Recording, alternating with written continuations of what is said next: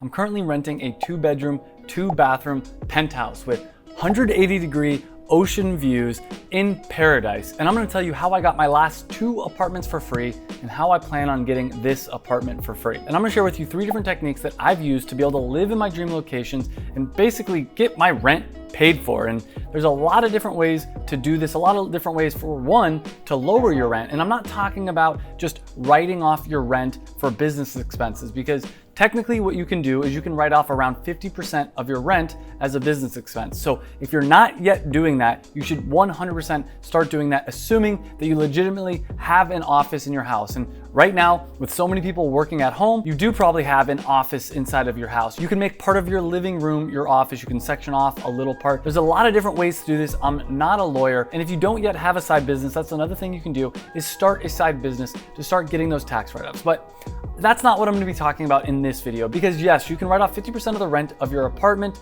for business reasons, but still, that's only a 50% write-off. That's not free. And in this video, we're gonna be talking about how to get your apartment for free. And there's a secret that rich people know on how to basically get things for free, how to use the tax system and all these different things so that they can get what they want for extremely cheap or free. And rich people know this, poor people don't know this. And another thing I'm gonna share with you at the end of this video is how you can pay almost 0% federal tax, 0% state tax, and basically be able to live in paradise. But I'll save that for the end of the video. To explain the secret that rich people know that poor people just don't know, or even middle class people don't know, let me explain it in this story. So I grew up very working middle class. My dad cleaned pools for a living. My mom sewed dance costumes. My parents had a fixed income mindset where basically they were only making a certain amount of money every single year. And the best way for them to make more money was to save money. It was basically, turn off the air conditioning. We don't need that air conditioning. Turn off all the lights,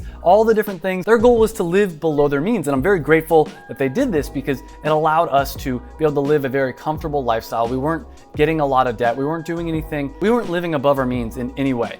And so then for me, I went to college, I got decent grades. I ended up getting a really good paying corporate job. I was making like $65,000 to $80,000 a year. And once I got that corporate job, the same thing applied. At the end of the year, there was a certain amount of money that I would take home after taxes and everything. And the best way for me to put more money into the bank and to be able to save more money was to be able to lower my expenses. For me, after I got this job, I moved to Chicago and I was living in this little small studio apartment. I was trying to save money in every single way, not going out to eat, not doing, anything like that at all, because my thing was, hey, the less money I spend, the more money I'm gonna save, and then later in my life, I could start to live a little bit more of a comfortable life. Now, something really interesting happened. After about a year and a half in my corporate job, I started absolutely hating it. I started getting really depressed because there was no motivation for me to work hard. If I worked my butt off, at the end of the year, I'd get a 5% raise. Or if I barely did any work, I would get a 3% raise. So I started getting really good at doing as little work as possible. So I ended up getting more and more depressed. I eventually found this book called The 4-Hour Workweek.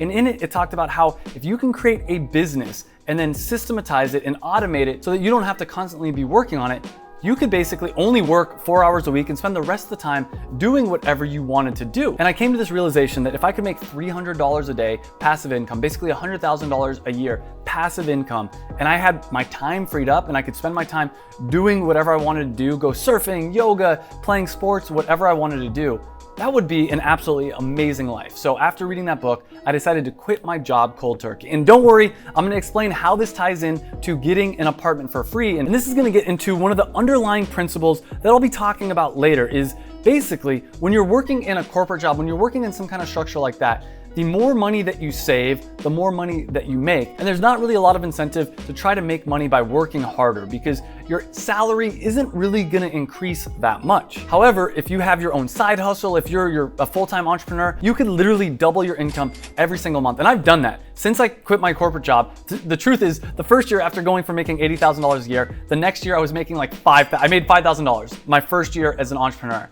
And that was terrible. But then the next year after that, I made $10,000 or so. Next year after that, I made $20,000. Next year after that, I made $40,000. So here it is, 4 years after I had just quit my corporate job, and I still wasn't making as much money as I was in my corporate job. And that was a little bit scary, but then by my 5th year, I was making around $80,000. So 5 years later, I finally matched the amount of salary I was making at my corporate job. And this gets into the first technique I used to get my very first apartment for free. And this is kind of a crazy story. So around year, I think 4 to 5 of being an entrepreneur, I had always wanted to live in Santa Monica, California. I grew up in the LA area, and to live close by the beach was an absolute dream for me. So I ended up moving into a 1-bedroom, 1-bathroom apartment, probably 2-3 miles away from the beach, which was insane to me. I'm like, oh my God, I'm so close to the beach. And even though this apartment wasn't anything spectacular, to me, it was beautiful. It was extremely expensive though. It was $1,700 a month for this little shack in Santa Monica. And to my family, this was crazy that I was gonna be spending $1,700 a month on rent. What am I thinking? Don't I know that the more money I spend on rent,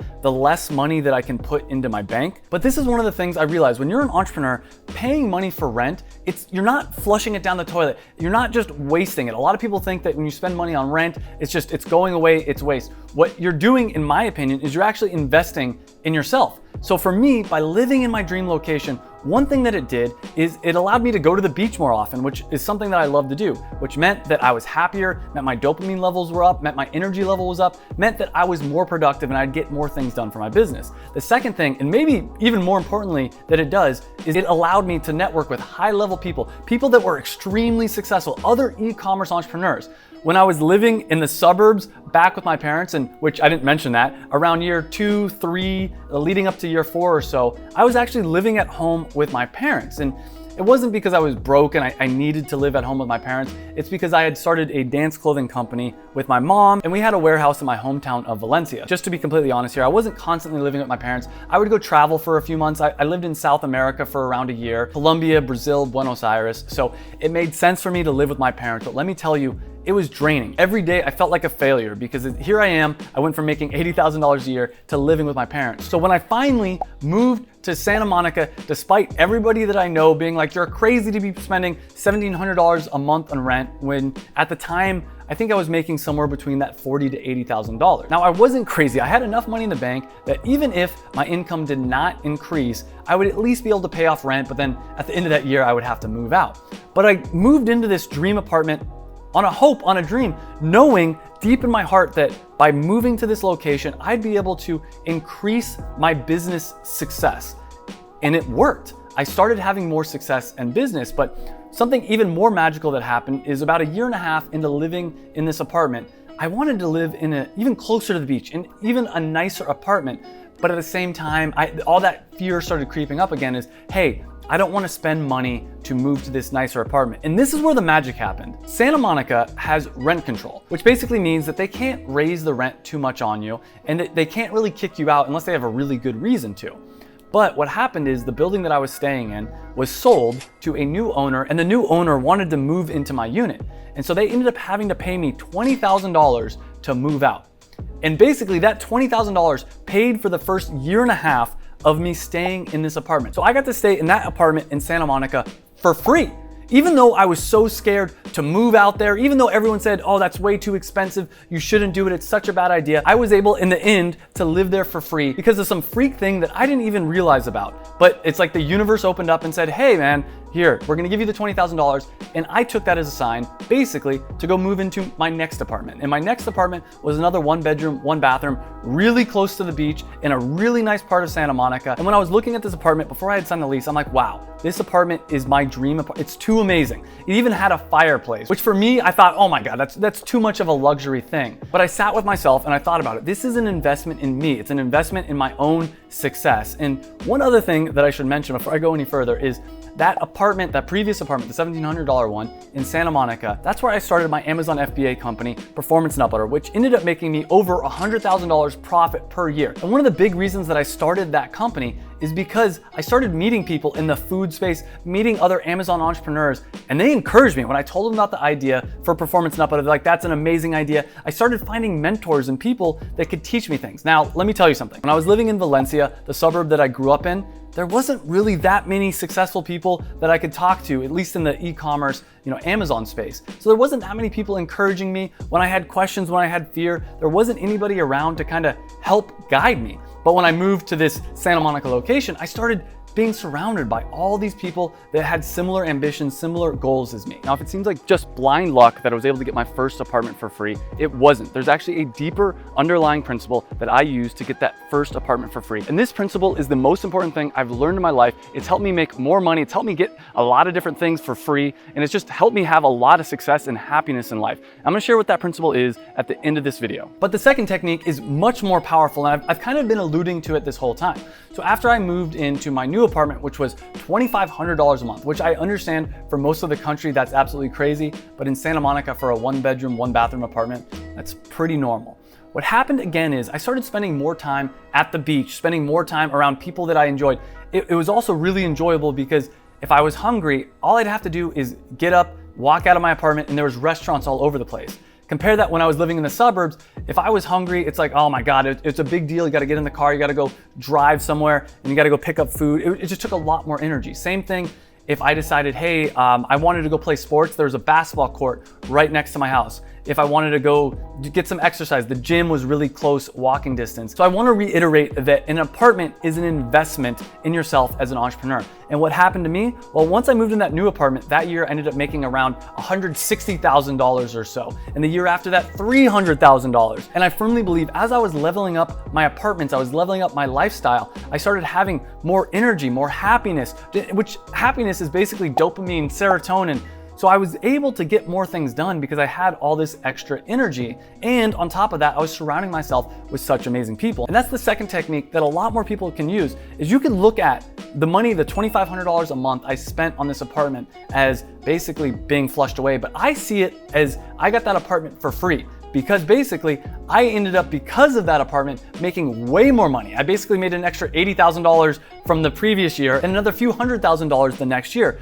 You better believe that for me personally, if I was living in a shack in the middle of nowhere, I wouldn't be as motivated to work hard. There's a saying that you're the average of the 5 people you spend the most time with. So my recommendation is go to a location where there's people that you want to be the average of those 5 people. Again, in my suburb, there was a lot of amazing people, but they weren't necessarily high net worth individuals. They weren't really working really hard. So for me, when I was living in the suburb, that was going to definitely lower my income. So let's talk about this apartment right here. So obviously I'm going to use the previous techniques that I've been talking about, but another technique and something to keep in mind is in California, we have really high state income tax. I'm paying 10% or so of my income as tax. If I were to move to Mexico, for instance, first I'd have to establish residency somewhere else. It's a little bit complicated of a process, but I could be saving 10%, which for me is tens of thousands of dollars, basically would allow me to get this place for free. But an even bigger hack that a lot of people have been doing is moving to Puerto Rico, where basically if I did that, I'd only be paying 4% tax, including federal tax,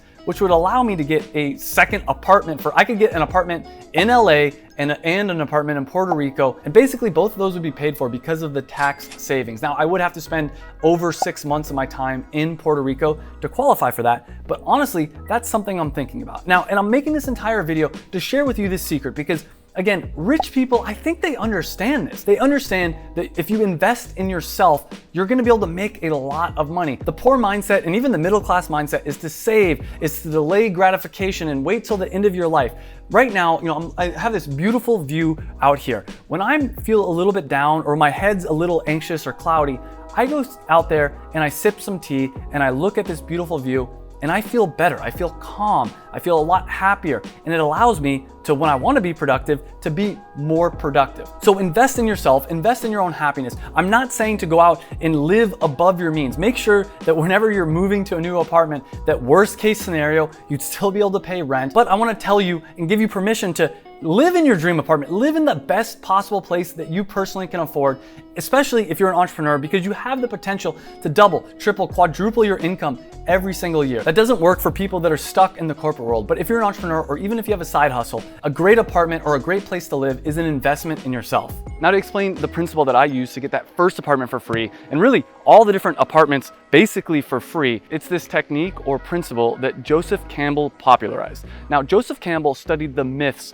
the stories from cultures all around the world. And myths and stories are how we as humans explain the deep underlying truths, the deep underlying principles of the universe, not just like the tactics, not just the little things that you might read in a non-fiction book. Fictional stories are what we use to share deep truths about the universe. And when asked in an interview, so you've read all these different myths, all these different stories, conveying all this different knowledge, what is the number one takeaway you got from all your different research? And he said if he had to sum it up into one sentence, he would say, follow your bliss and the universe will open doors where there was once only walls. And for me, when I first moved to Santa Monica, logically, it didn't make sense. On paper, financially, it didn't make sense. I'd be making less money, but I knew deep down inside that this is what I really wanted. It was my bliss. And by following that, it opened up doors I never could have imagined. I got my first apartment for free, something I was so scared to do. I also ended up making way more money because I was encouraged and had the knowledge to create my first Amazon business. And in this video right here, I talk about how I created